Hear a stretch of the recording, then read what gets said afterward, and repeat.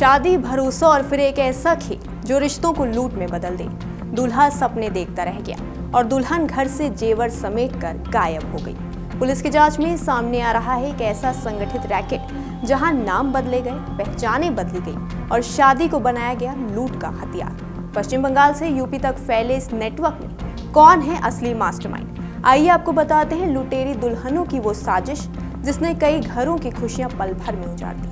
नमस्कार, मैं पंकज श्रीवास्तव और आप देख रहे हैं अमर उजाला। शादी के बहाने लूट का नया तरीका खोजने वाली पश्चिम बंगाल की रहने वाली युवतियां अब तक कई लोगों को शिकार बना चुकी हैं। 2 महिलाओं समेत 3 की गिरफ्तारी के बाद पुलिस अब इस खेल के मुख्य सरगनाओं की तलाश में जुट गई है। फोन कॉल के आधार पर इस संगठित गिरोह की कड़ियां जोड़ने का प्रयास किया जा रहा है। अब तक की जांच में पता चला है कि बंगाल समेत दूसरे राज्यों की मुस्लिम लड़कियां हिंदू बनकर फर्जी शादियां कर चुकी हैं।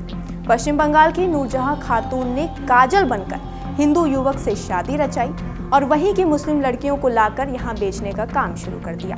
फुल प्रूफ प्लान के तहत युवतियों के नाम और धर्म बदलकर उन्हें शादी का जोड़ा पहनाकर विदा किया जाता है और 2-4 दिन बाद ही यह लुटेरी दुल्हनें दूल्हे के घर से सामान समेट के उनका बैंड बजाकर निकल जाती हैं। अकेले संभल जिले में ही 4 लुटेरी दुल्हनों को अलग अलग घरों में मोटी रकम लेकर कथित रूप से ब्याह दिया गया।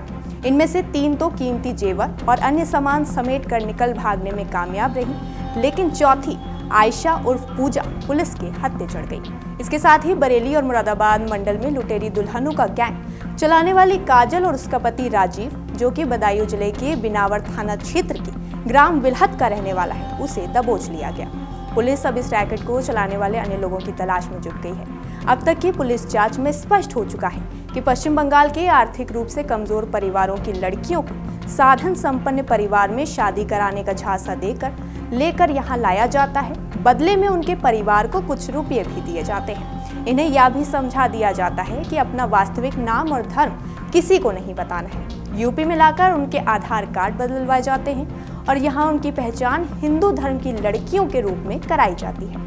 अभी तक की पुलिस जांच में ये तो स्पष्ट हो गया है कि यह मामला यहीं तक सीमित नहीं है। इसके पीछे एक बड़ा नेटवर्क काम कर रहा है। लुटेरी दुल्हनों के आधार कार्ड बनाने वाले बदायूं के साइबर कैफे के संचालक की तलाश में लगी पुलिस दूसरे कैफे संचालकों से भी पूछताछ कर रही है। हालांकि अभी तक उसका सुराग नहीं लग सका है। इसके साथ ही उन लुटेरी दुल्हनों की तलाश की जा रही है जो शादी के बाद घरों से जेवर और अन्य सामान लेकर फरार हो चुकी हैं। कोतवाली प्रभारी निरीक्षक अनुज तोमर का कहना है कि बदायूं में जिस कैफे संचालक द्वारा युवतियों का नाम और धर्म बदलकर आधार कार्ड बनाए गए हैं, उसकी तलाश की जा रही है। कुछ स्थानों पर दबिश भी दी गई है, लेकिन अभी तक वह गिरफ्त में नहीं आया। अब इस पूरे मामले पर आपकी क्या राय है, हमें कमेंट सेक्शन में जरूर बताएं और इस तरह की और खबरों के लिए बने रहिए हमारे साथ और देखते रहिए अमर उजाला।